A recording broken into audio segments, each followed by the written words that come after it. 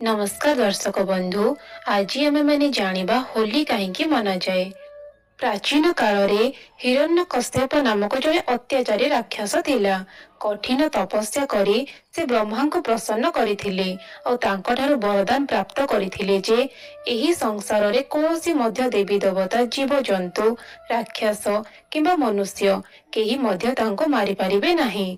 नाही से राति रे मरी पारिबे, नाही दिन रे, ना पृथ्वी उपरे, नाही आकाशरे, ना घरे मरी पारिबे, नाही बाहरे, ନାହିଁ କୌଣସି ଅସ୍ତ୍ର ଶସ୍ତ୍ରରେ ମରିପାରିବେ।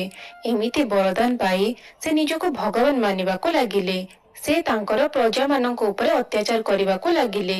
ସେ କହୁଥିଲେ, ଭଗବାନ ବିଷ୍ଣୁଙ୍କ ପରି ମତେ ମଧ୍ୟ ପୂଜା କର। ଯେଉଁମାନେ ତାଙ୍କର ପୂଜା କରୁଥିଲେ ସେ ତାଙ୍କୁ ଛାଡ଼ି ଦଉଥିଲେ। ତାଙ୍କର ଏହି ଆଦେଶକୁ ତାଙ୍କର ପୁତ୍ର ପ୍ରହ୍ଲାଦ ମାନି ନଥିଲେ। ସେ ଭଗବାନ ବିଷ୍ଣୁଙ୍କୁ ପୂଜା କରୁଥିଲେ। ପ୍ରହ୍ଲାଦ ଭଗବାନ ବିଷ୍ଣୁଙ୍କର ପରମ ଭକ୍ତ ଥିଲେ। ତାଙ୍କ ଉପରେ ଭଗବାନ ବିଷ୍ଣୁଙ୍କର ଅସୀମ କୃପା ଥିଲା। ହିରଣ୍ୟକଶ୍ୟପ ତାଙ୍କ ଆଗରେ ନିଜ ପୁତ୍ର ଭଗବାନ ବିଷ୍ଣୁଙ୍କ ପୂଜା କରୁଥିବା ଦେଖି ତାଙ୍କୁ ବନ୍ଦୀ କରି ବହୁତ ପ୍ରକାରର ଦଣ୍ଡ ଦେଇଥିଲେ। କିନ୍ତୁ ସେଥିରେ ମଧ୍ୟ ପ୍ରହ୍ଲାଦ ଡରି ନଥିଲେ ଓ ସେମିତି ହିଁ ଭଗବାନ ବିଷ୍ଣୁଙ୍କର ପୂଜା କରୁଥିଲେ। ଏହା ଦେଖି ହିରଣ୍ୟକଶ୍ୟପ ଓ ତାଙ୍କ ଭଉଣୀ ହୋଲିକା ମିଶିକରି ଏକ ଉପାୟ ଚିନ୍ତା କଲେ।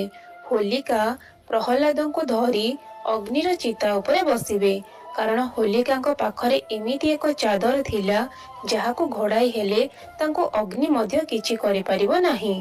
ସେପଟେ ଭକ୍ତ ପ୍ରହ୍ଲାଦଙ୍କ ପାଖରେ ନିଜକୁ ସୁରକ୍ଷିତ କରିବା ପାଇଁ କିଛି ମଧ୍ୟ ନଥିଲା, କେବଳ ଭଗବାନ ବିଷ୍ଣୁଙ୍କର ଆଶୀର୍ବାଦ ଥିଲା। ଯେମିତି ହିଁ ହୋଲିକା ପ୍ରହ୍ଲାଦଙ୍କୁ ନେଇ ଅଗ୍ନି ମଧ୍ୟରେ ପ୍ରବେଶ କଲେ, ଭଗବାନ ବିଷ୍ଣୁଙ୍କର କୃପାରୁ ସେହି ଚାଦର ହୋଲିକାଙ୍କ ଠାରୁ ଉଡ଼ି ଭକ୍ତ ପ୍ରହ୍ଲାଦଙ୍କ ଉପରେ ପଡ଼ି ଯାଇଥିଲା।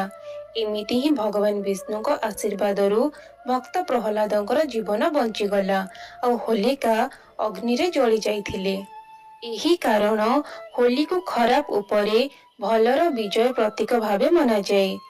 ହୋଲିକା ଦହନରେ ଏକ ପବିତ୍ର ଅଗ୍ନି ଜଳାଯାଏ, ଯେଉଁଥିରେ ମନର ସମସ୍ତ ପ୍ରକାରର ଗର୍ବ ଅହଙ୍କାର ଖରାପକୁ ଜଳାଯାଏ ଓ ତା ପରଦିନ ଆମେମାନେ ନିଜ ପ୍ରିୟଜନଙ୍କୁ ରଙ୍ଗ ଲଗାଇ ହୋଲିର ଶୁଭକାମନା ଦିଅନ୍ତି ଆଉ ତା ସହିତ ନାଚ ଗୀତ ଆଉ ସ୍ୱାଦିଷ୍ଟ ଭୋଜନ କରି ଏହି ପର୍ବର ମଜା ନିଅନ୍ତି।